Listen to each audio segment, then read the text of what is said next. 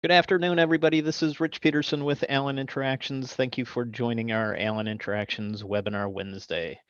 Today's webinar is Code of Conduct, presented to you by Lisa. Good afternoon, everybody. This is Rich Peterson with Allen Interactions. Thank you for joining our Allen Interactions webinar. If you have any questions, please let us know what those questions are in the chat function. You'll find that in your control panel. I'll be here throughout the presentation, taking and answering any of the questions that you might have. So with that, I will start our webinar. My name is Lisa. Scott, you want to say hi so they hear your voice? Absolutely. My name is Scott Kohlauer, and we really welcome you to this webinar. Thanks for giving us an hour of your time today. Yeah, perfect. And those familiar with Allen Interactions, we love creating meaningful, memorable, motivational, really engaging learning solutions. We'd love to work with you at any time, so give us a call. But short of that, we really want to make sure that the whole industry is doing great work. Those of you familiar with Dr. Allen, our CEO and founder, he's been very gracious his whole career of sharing what we do and how we do it, because we really, really want everybody doing great work and making it more meaningful for our learners. So we're excited today to share some of our client work with you, and we'd love to work with you in the future. So with that, why don't we jump right in, Scott, because we have lots of good demos today. Very good. Oops.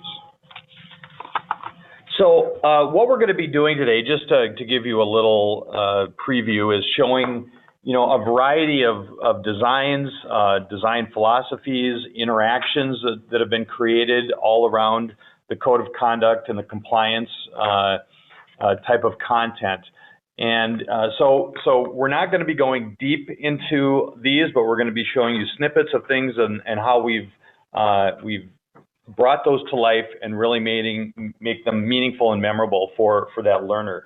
So one of the other caveats we like to talk about is, because we are a custom design shop, we don't have a look and feel, so the media is going to be very different from example to example. These are all done for organizations, and we try to map the media look and feel to those organizations. And so it's very much a collage of different types of styles that you'll notice.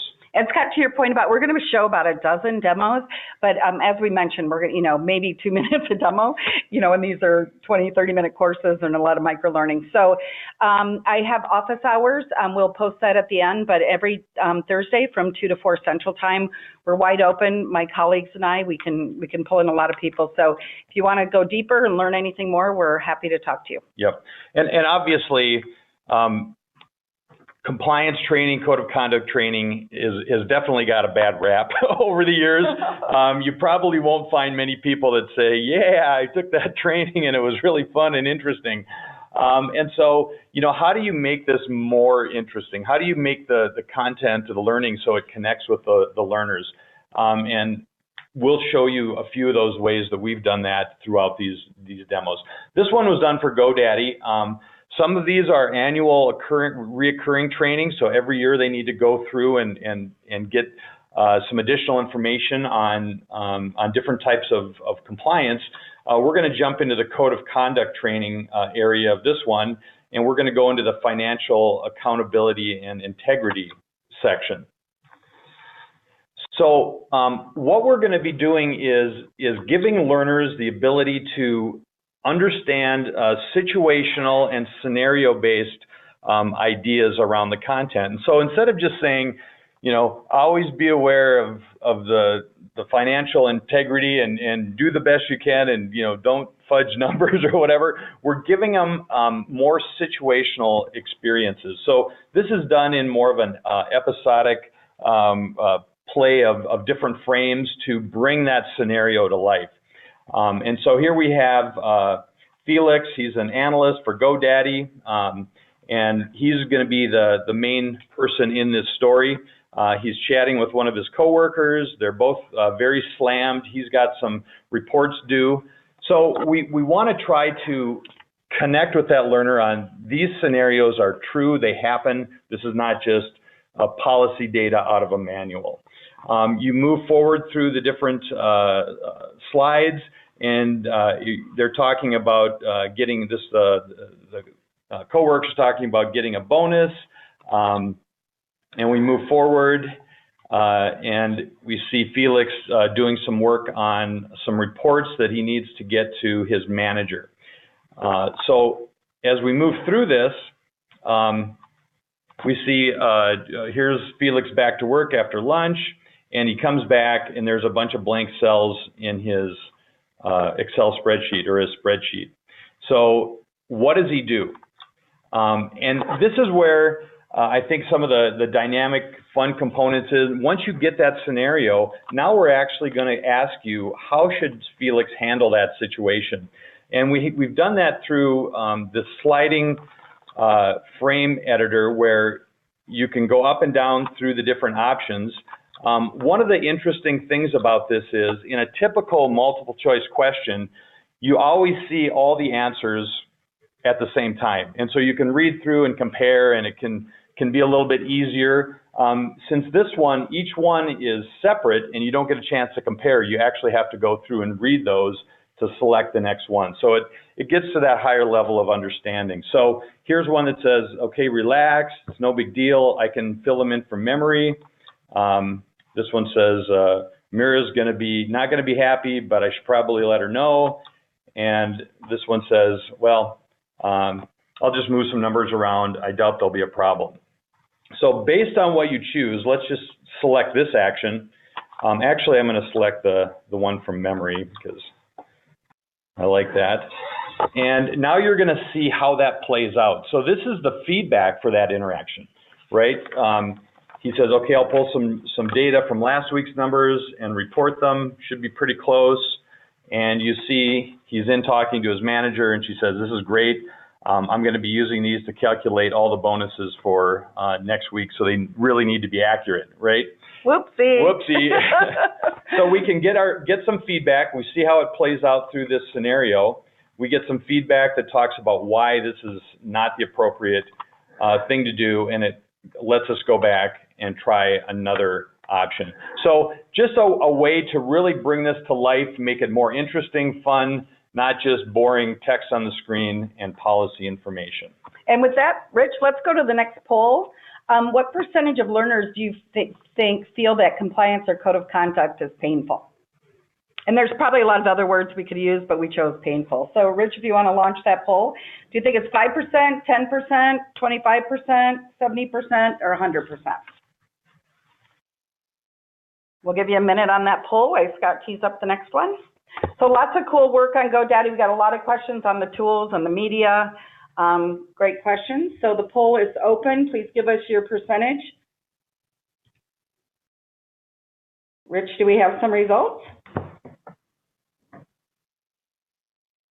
Perfect. Okay. Absolutely spot on. Okay. It's interesting. 34% think 100% feel it's painful. 70% or 57% think 70%. Absolutely 70% is the answer.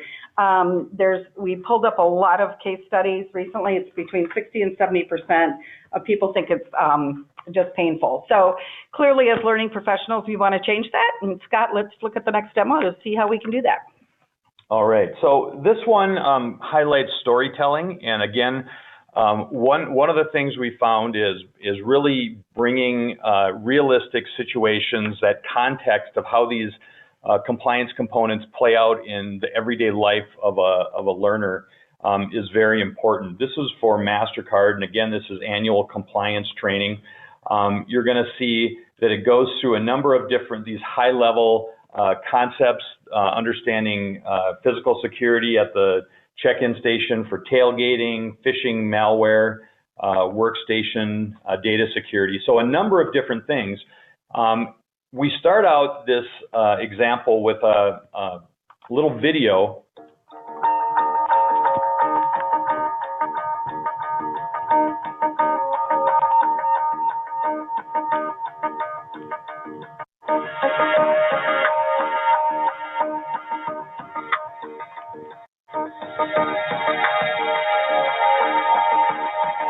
Very dramatic music. So it's bringing up some realism around how bad of a problem data security and information security and security in general can be to an organization.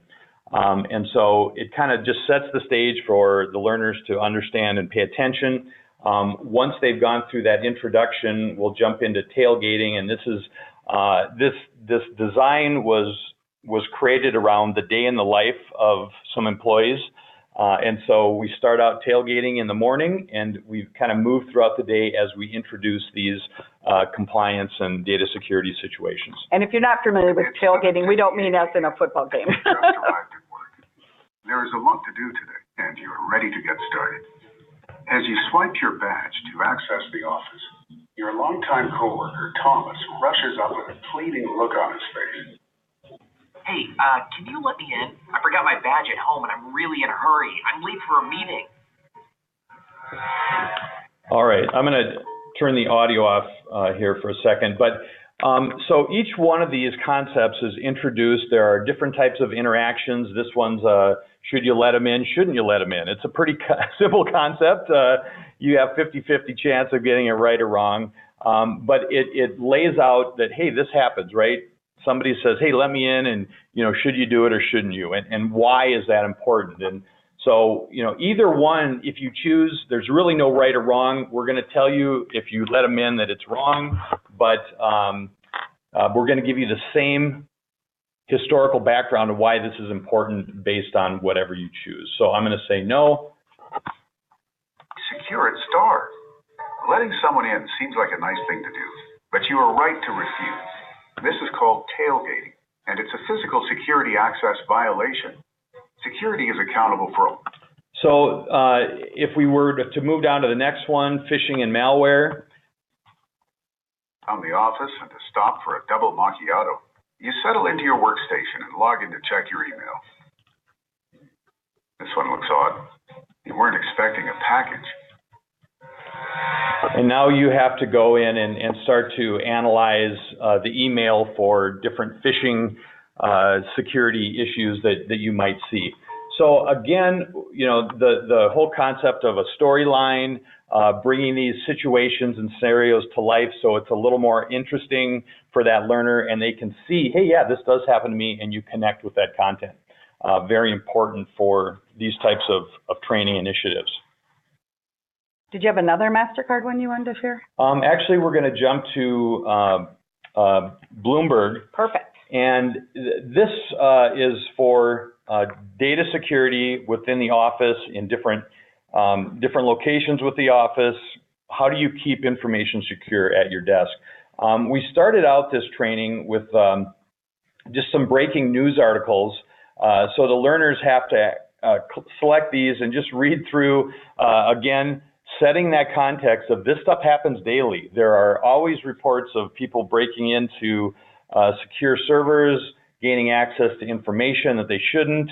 And so that's the reason we do this. It's not just because some security person is saying we mustn't do this. There is a reason that the organization needs this. And so we start out with those news articles.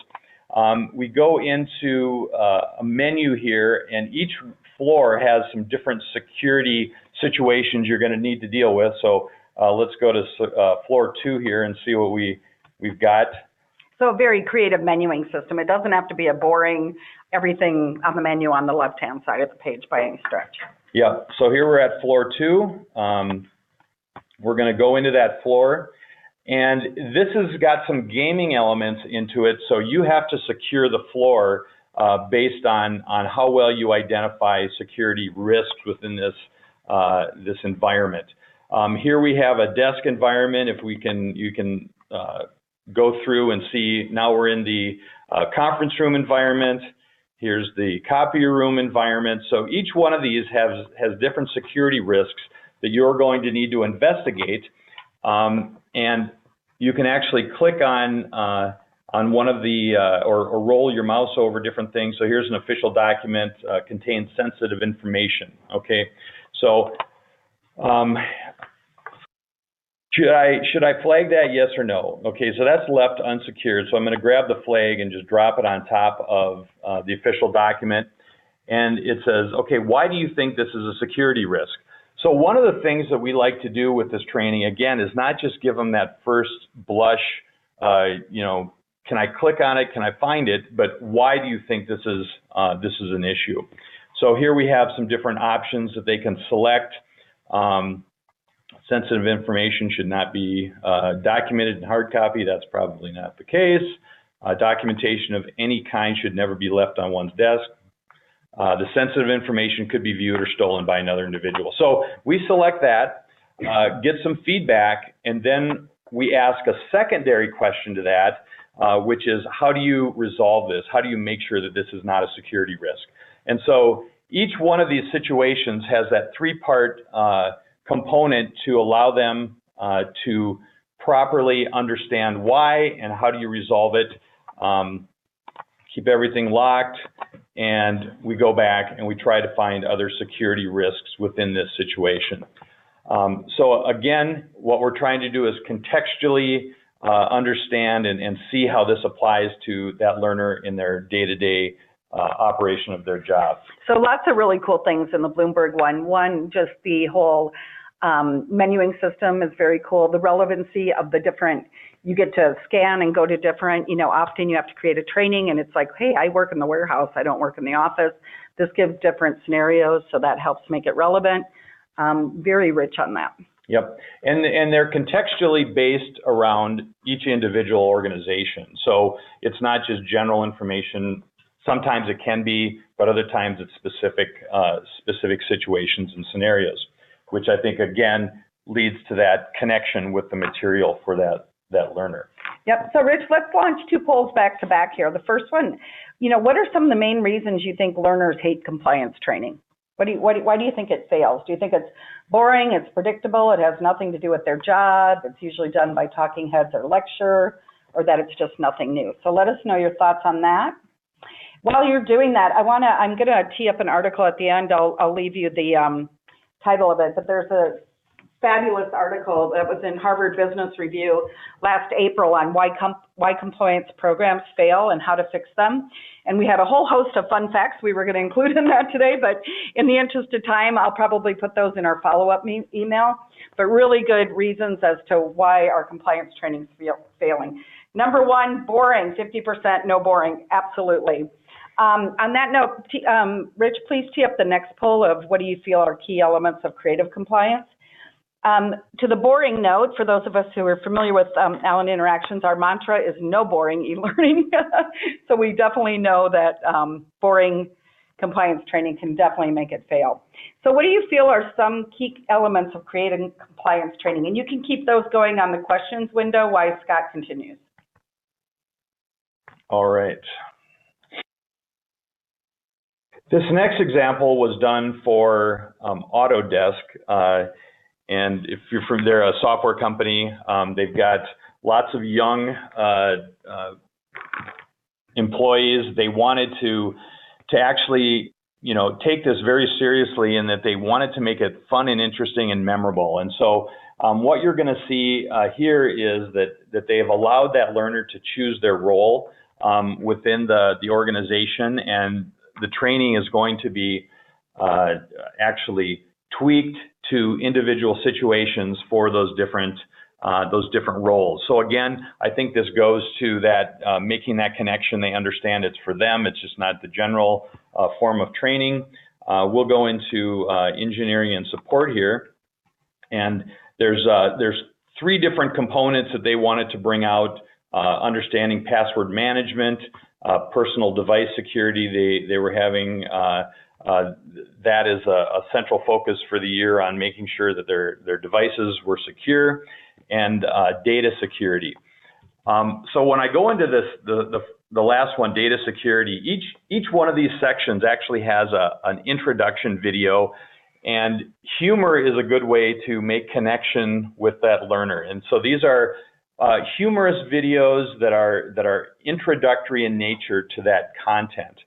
So it's going to play a little slow across the GoToMeeting. So just if you want to see this, we can actually show this in a different tool later on, but you'll get the idea of how fun this can be.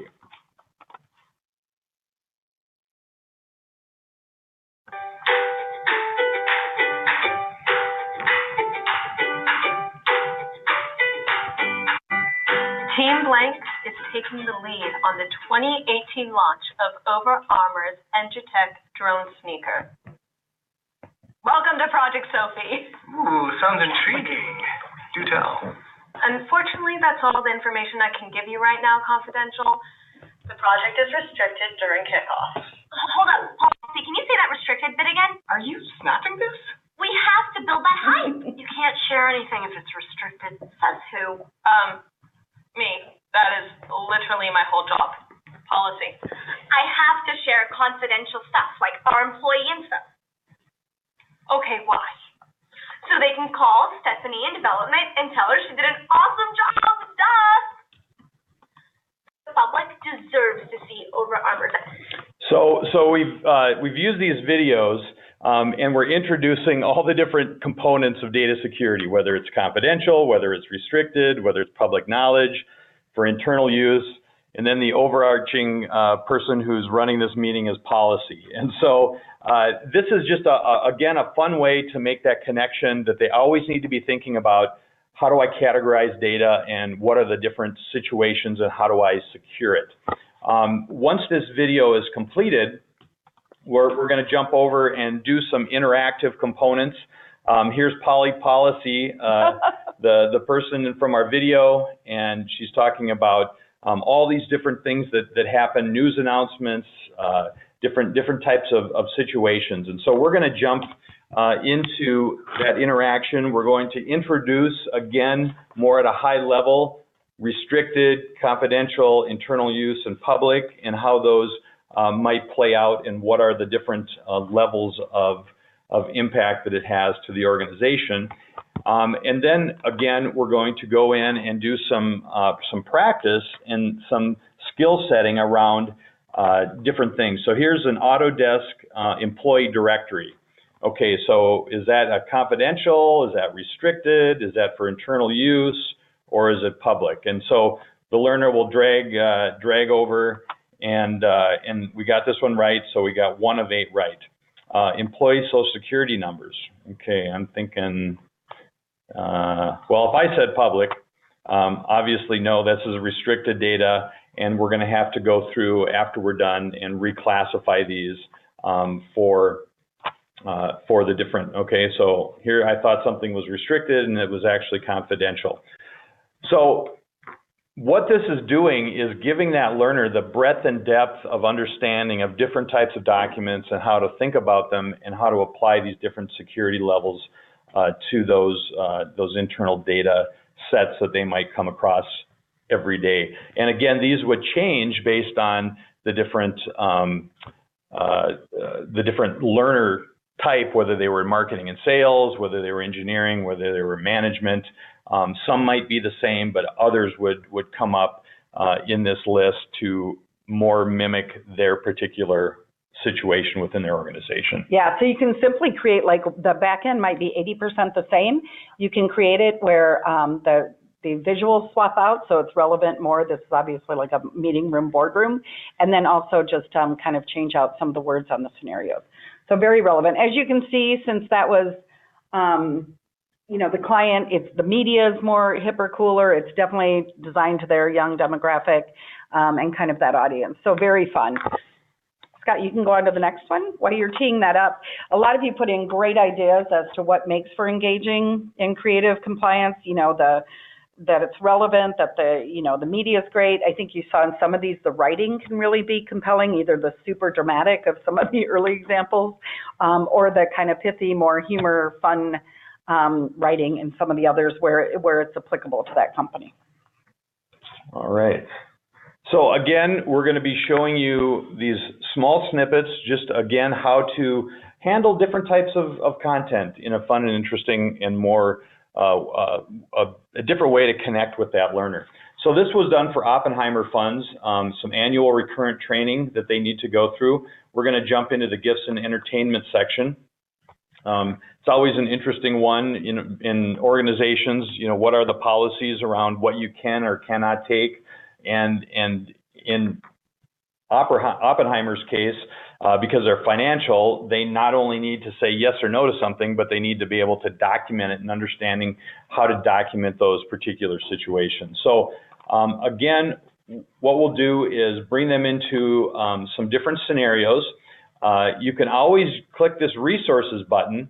One of the things we like to do is not just inundate that learner with a bunch of text from the policy manual and say, read this and now answer some questions. We'd rather present them with a situation, see if they can get it right or wrong, and then if they feel that they can't, they can always click on the resources button, which takes them to the policy so they can read about it with a purpose and then apply it to that situation. I think that's a really key differentiator in how we try to look at the content in these types of designs. That's an excellent one. So we call that, you know how most training, especially compliance, is usually tell, and then you have a test. You may have had a test at the beginning, right? The early assessment, and then it's tell, test. Well, of course, you've bored the learner to death by the time you get to the test. So we like to flip that, as Scott mentioned, and do the test tell.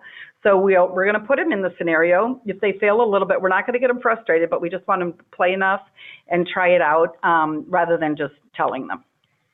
All right, so here's scenario 1, December 1st. You're at a conference, you're attending some great sessions. One of your new equipment manufacturers comes in and wants to give you an MP3 player that's worth $125. So in general, that's the concept of this situation here.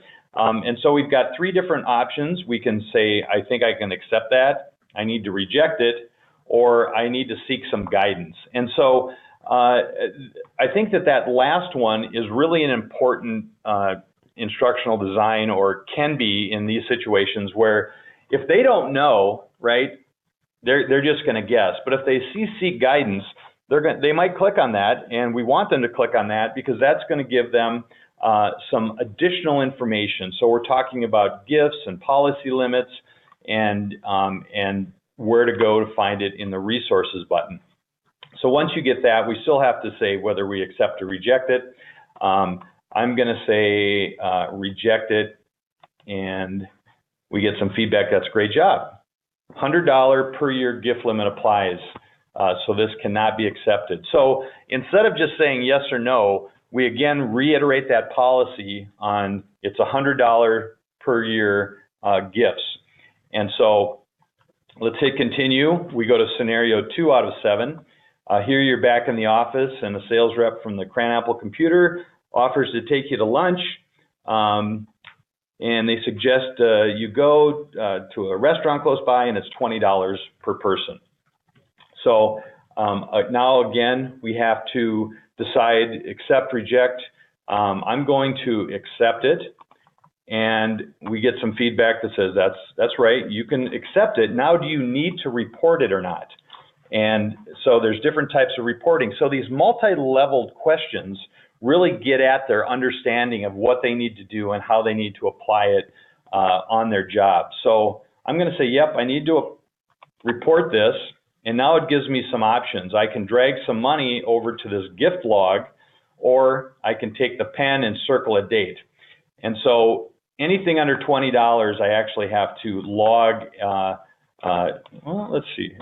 I'm going to circle, no, and it'll actually circle here and show you that we need to mark that down as a lunch. We can only have a certain amount of those throughout the year, so it's quantity rather than quantity of dollars, and we continue on and get another scenario. So again, a fun way, interesting way, contextually based on what they need to do and situations they might run into within this type of organization. And somebody, can we get to the outside example, or is it too hard to go back? Somebody wanted to see like an outside compliance example. If we can't on this one, I think we have another one. So no worries, you know, what happens outside the office. Sure. We can do that on another one.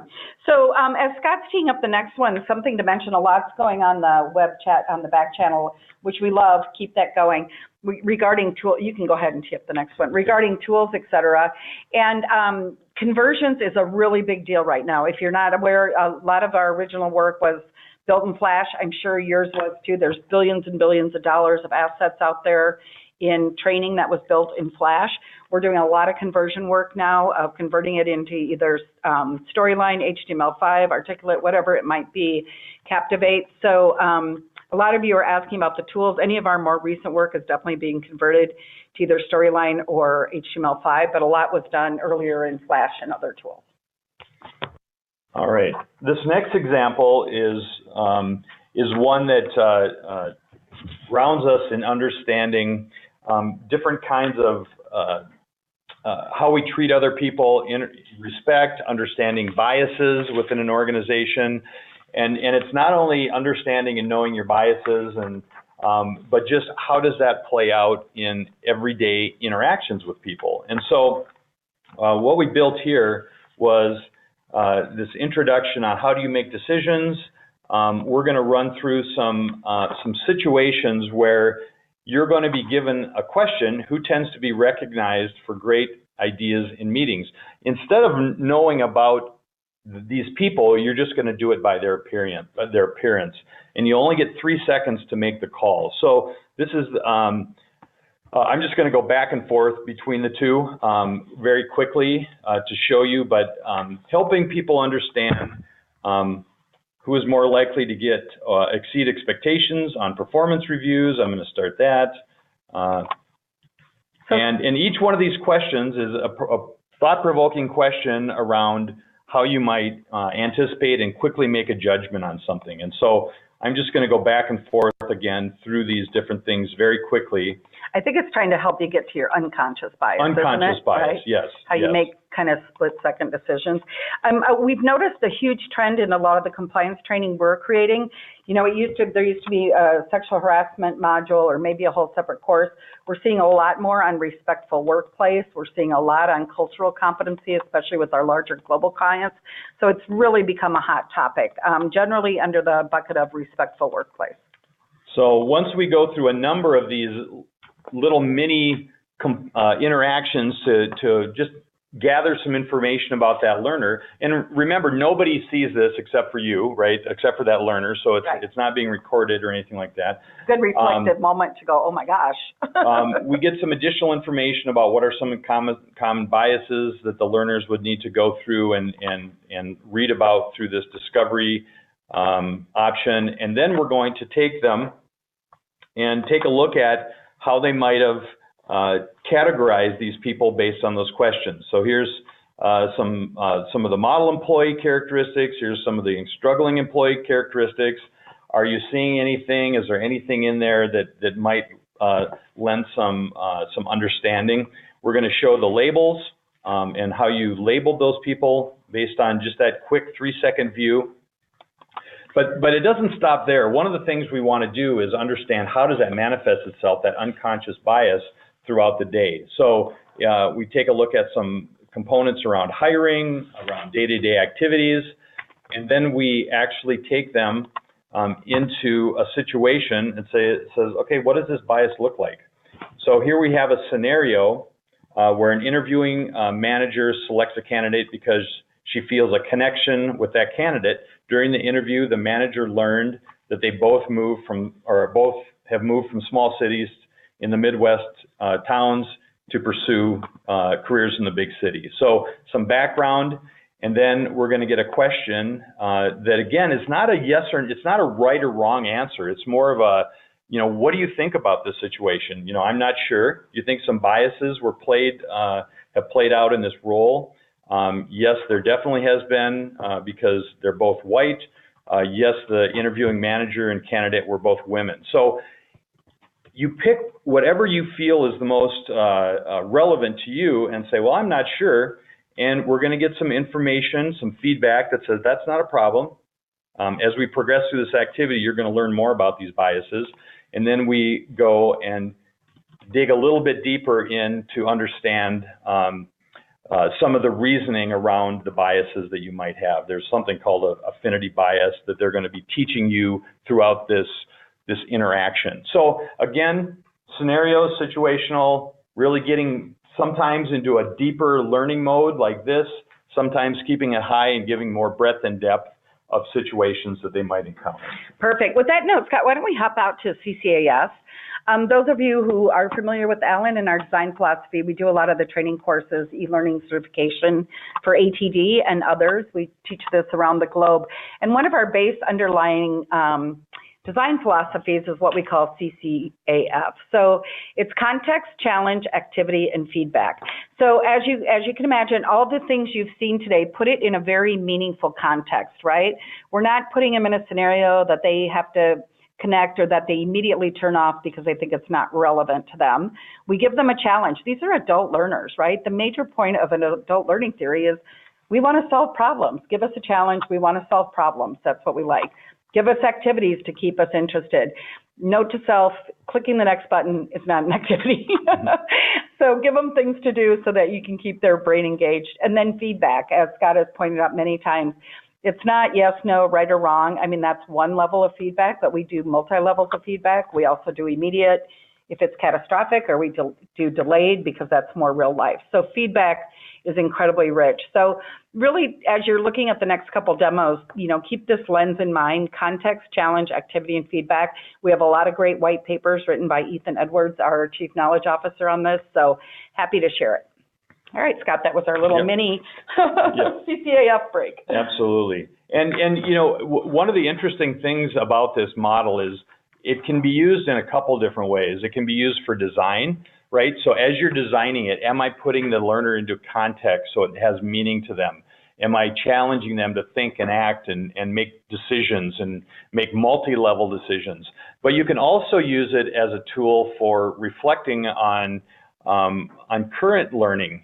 Have I put them in that context? So it's more of a filter to say, is my current learning meeting these, and how do I need to make the changes to get it to that more high-level performance-based and connective learning designs? All right, so let's jump out of this. Are you going to Lutron? We're going to go on to Lutron. Lutron. So with Lutron, as Scott mentioned, all the look and feel really goes to the clients. On this one, I always like to point out that they're a lighting company. That's why it's all done in the dark, and we bring them into the light. So this is done for Lutron, a lighting company, if you're not familiar with them. Yeah, so we'll highlight a couple of these interactions. One is communication and social media, internal communication, external communication. That is getting more and more important with all the social media outlets, with all the ability to send and receive information at a whim through these different outlets.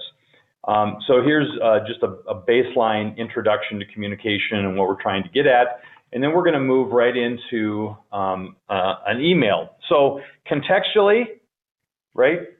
CCAF. Where you receive emails every day and you have to respond to them. Yep. And you write them every day, and so contextually this has that component.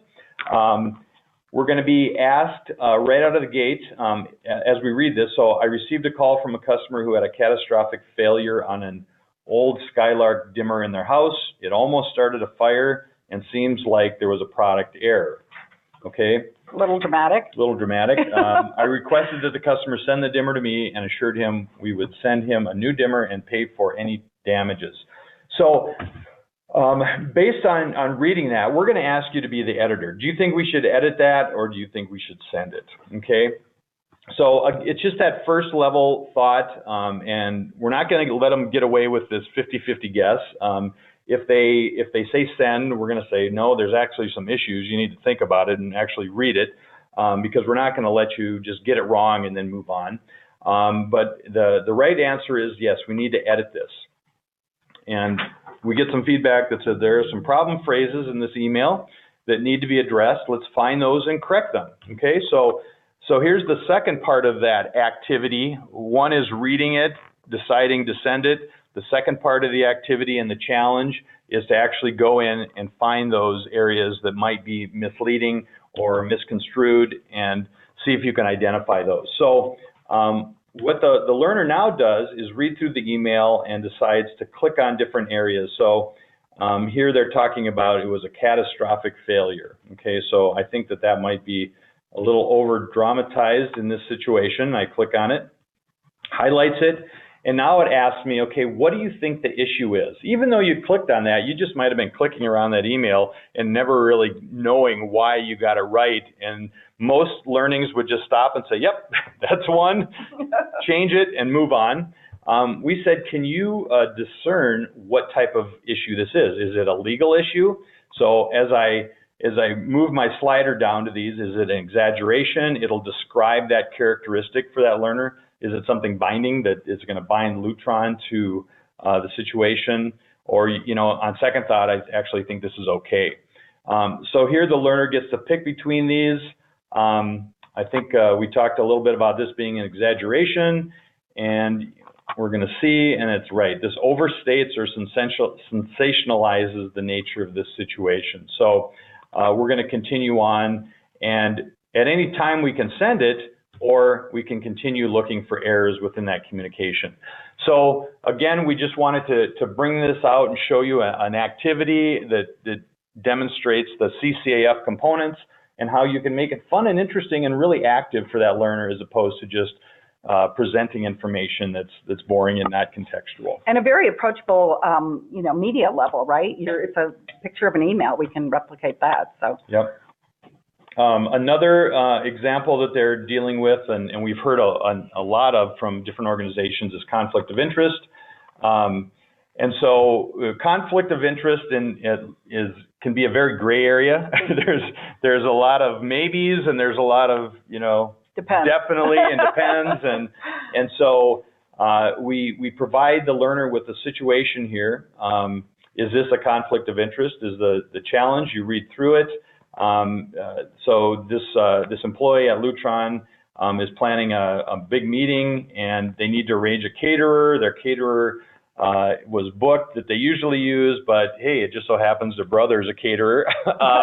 And you're wondering, is this a conflict of interest? Now, this is a little bit more deeper thinking, right? Where we've got all the way over here to, you know, since Joe is the one asking for the favor, not his brother, this cannot be seen as a conflict of interest. Okay, that's one of your options. And as we go through these, they actually get more and more, you see different viewpoints of that conflict. You know, under no circumstances should you hire a vendor if you have a personal connection with them. Okay, so that's just like, is that the policy?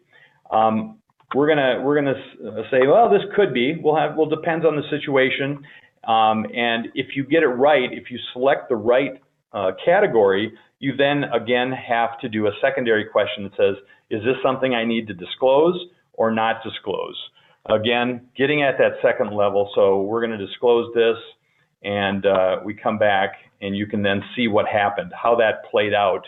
So that feedback again. It's not just, yes, you did it all right, but how did it play out in the real world? And again, that situational bounding of ideas around the conflict of interest. And there's a lot of great energy in the back channel going on about how do you control the SMEs, in this case, mostly legalese people. I'm wanting to make sure every word gets in of every piece of content. You can do that, and you can include it either in the resource section. Someone asked us to in future ones, can we show the resource sections?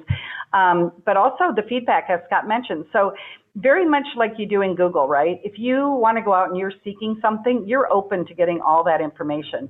If you opened up Google every day and it just started shooting information at you, you would shut it down, you would tune it out. So we want to design our interactions like that as well, right? Put them in a meaningful context. Give them a great challenge they want to solve, give them lots of activities to get there, and then in the feedback, when they're ready to receive it, if they got it right, great. Give them all the reasons they got it right. If they got it wrong, give them a little more context as to why they got it wrong. And that's where all that information the SME wants, it's all in there. It'll be there or in the resources. So that should help keep your legalese happy. Happy to talk further on that during our office hours too. Let's jump to one that has an external resource. I think that's good. Somebody asked, and I said I hope we get to it. So this is the one. Somebody wanted a more simple interaction. This is the one I was hoping we'd get to. So this one is based around. This is for a company that owns many large apartment complexes in California. California came out with some new Fair Housing Act laws and policies that they need to understand as an employee. And so what we did was we're going to go into knowing the law. So before we get into real specific situations, we're going to give them kind of a quiz. It's more of a learning quiz instead of a quiz. You either get it right or get it wrong, and but it still helps them learn throughout this process. And one of the things that they wanted to do was not to teach every policy and every law within this new document that came out, but they wanted them to be able to know it and go to it and be able to read about it so they can apply it in different situations. So let's start the quiz.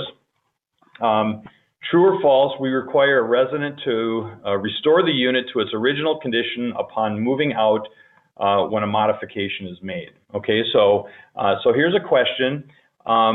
If I can guess at it, if I know it, otherwise we've told them that they should do research, and if they do research, their little timer shuts off. We want them to do research. This is that action that we want them to actually do. And so when we click the resource button, we would jump out to the actual document. So this is the PDF document about the Fair Housing Act. It's like 400 pages long. Yeah, and you can read through the table of contents and find out about apartment modifications, and you could then go to that and understand what and read about those modifications. Now, these questions come up randomly, so I'd have to spend some time thinking about it and actually going through it, but that's what we want the learner to do, is to actually read these and see if they can start to use this appendix or the content to understand where to go. So reasonable modifications around disabilities, so maybe that's the one. So if I jump back to the course, I'm now going to say, okay, I can say true. And we say that's correct. A residence, and we give the feedback around why this is important to understand, and that they will need to make those modifications. But then it also asks, what unit did you find that in the resource guide?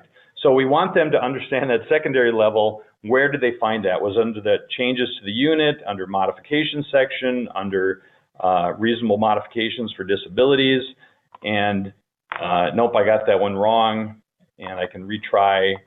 I get it right, and I get another question. So that's one way you can jump out and use those external resources to help them understand, learn, and apply concepts where you can't teach everything, but you want them to know where to go to get that information. So Victoria's asking why you had a timer on that. They wanted some gamification components. We put that timer in just so they had a sense of urgency. And again, if you go out to the resources and you read about it, the timer stops, but when you come back in, it restarts. So you have to apply it, a little quicker. So it was just sense of urgency. Gamification elements, right? We're always getting asked to put in gamification elements. It means all kinds of different things to different people, but a quick timer is one nice way to do that. So what we love about that, it's a very clean example. It's very CCAF. You take all that legalese, all that content, it's all there. We just put it in relevant, almost scavenger hunt, go seek, find kind of a format. So pretty meaningful on that. And we could break it up. It's very, that helped too. Someone was asking earlier, I think even before our webinar started today, on cognitive overload and how we handle that. This is a great example. Let's take that 400-page manual and break it up and reduce the cognitive overload. Yeah, it's teaching them how to fish, right? Yep. Teaching them how to use the document and not everything in the document. So you have time for about one or two more. What would you like to do? Just so the audience knows, we have about 20 to go, but we'll do one or two. Again, this is a little bit different. This is an overview on sensitive health information for 3M, and I'll show you once we go through this. So this is more of an animated information on these different concepts. So let's go. This course is a companion piece to the 3M Healthcare Business Group Guide to Handling Sensitive Health Information. It provides guidelines to employ for the collection, use, storage, transfer, and disclosure of sensitive health information. We'll talk about audio on another webinar. So there's a little bit of an introduction on sensitive health information. We presented that. Another way to get learners to connect with the content is to not force them into going to the next piece of information, but giving them the ability to select it themselves, right? When you're given an option and you make that choice, there's a much greater likelihood that you're going to pay attention to what's coming next because you've been given the choice and you made the selection. We're not telling you where to go. So in this case, we gave that small introduction and we say, okay, so what do you want to know? What is the purpose of this course? Who needs to complete it? Or, you know what, let's take a quiz. I've been in this business a long time. I know all the different ins and outs, so I'm gonna take the quiz. So just that simple fact of giving them an option to make a selection can really enhance that learner's connection with material. Now, somebody might be saying, and I know because we talk about this all the time, is, well, what if they don't pick the thing that I want them to pick and I have to get it in? The way this is designed is that they'll eventually go through all this content, right? They're eventually going to have to go through the quiz. They're eventually going to know what the purpose is. But we're going to do it in a way that makes them feel like they're in control and that we're not forcing the information on them. Learner control is huge, and what we see as a big downfall in a lot of compliance training is that it's prescriptive rather than open. So they'll get through all the information, but just in a more open format rather than being prescriptive. Scott, people are asking about the responsiveness and the mobile use. Can you address the upper right corner? Yeah, so this is when we do testing on our programs, and they're responsive, what we do is give the people that are doing the QA, anybody doing QA for content, QA for functionality, the ability to select each one of these and then see the reformatting of that content within that given frame or orientation of that device. So this is this would not be presented to the learner as such. It's a more of a QA type of design, but the actual program itself will know what it's being presented on and then dynamically respond to that size area for the learner. So this, again, it's just a little help component that we've built to do our testing on for the organization. Okay, great. Do you have one more, or do you want us to just kind of wrap? Great. So, Rich, let's go to the polls here. We'd like to know, today's session, I know it was a lot of rapid fire. We're trying to keep up with the back channel as best we can. We really appreciate your just active participation. It's been fabulous. We'd like to know what you found most valuable during our time today. Rich, if you could pull that one up. Let us know either in the back channel, probably is the best place. Really, what did you find most valuable during our time today? Was it the examples of the code of conduct, the examples of compliance, design inputs, other things, question pane, whatever you found most helpful with that? And then also, as we mentioned, we have a lot more on this topic in particular. If this is a really critical topic for you, other things, I mean, if you'd like us to do a part 2 of this, we're happy to. We have more, many more examples, and we could go deeper in different elements. So kind of let us know on that. It looks like the best is just design insights and examples all the way around, so great. And then lots of things coming in the back channel. And if you'd like to see a second session, let us know about that. Or you could just, give us a call and Lisa and I can do a one-on-one with Absolutely. you and talk more in depth about your organization and what some of your needs are and how we could help you get to this level of design. Absolutely. Hopefully our passion came across. We do this 24/7 and we love what we do and how we do it. So we'd love to share with that. Rich, why don't you go to what additional problems you'd like us to address on webinars? There were a couple of webinar ideas that came up throughout this. Scott and I are committed to do one every 3 or so weeks. So what other topics would you like to learn about? We're happy to share anything that you'd like us to share. So we're happy to do that. And then, and let's see, just a few closing slides, Scott, if you want to go to those while we close out. Absolutely. A little bit. Here's some topic ideas. If any of those are of interest to you, sales enablement, onboarding, behavior sim, whatever. We're happy to do those. So just some ideas. But we have some upcoming speaking sessions, which are great. Dr. Allen, who I mentioned earlier, our CEO and founder, is going to be speaking at ATD Tech on Wednesday, February 6th. Ethan's going to be there February 7th. We're at Training 2019 on the 7 Magic Keys. That's Dr. Allen. And there's a whole host of ones coming up, but those are like the top 3. Scott, you want to go to the next one? Again, we mentioned office hours. You know, reach out anytime. Scott and I will definitely, as we mentioned, we have a lot of colleagues. We're happy to triage and get you to the right person. Otherwise, I am committed to office hours every Thursday, 2 to 4 Central. So reach out if you want to email ahead of time and pre-schedule. That's great. But thank you so much. Cheryl, I just saw your question come in on what's Agile Design. So that's our whole SAM process. We'd love to do a whole webinar on that too. Lots of good things coming in the back channel. We'll keep an eye on that as we close out. But Rich, with that, I'm going to, well, first I want to thank Scott, my colleague of 15 years, and for your co-presentation as always. And Lisa, same back at you. Same back at you. Christine. So my name is Lisa.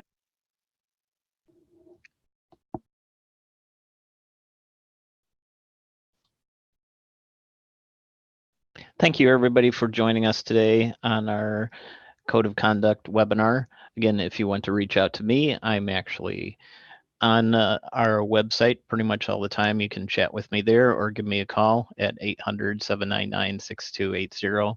Again, this is Rich Peterson, and my email address is rpeterson@alleni.com.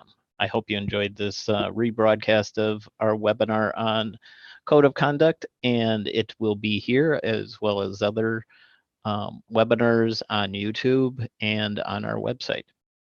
Again, alleninteractions.com. Thank you. Have a wonderful day.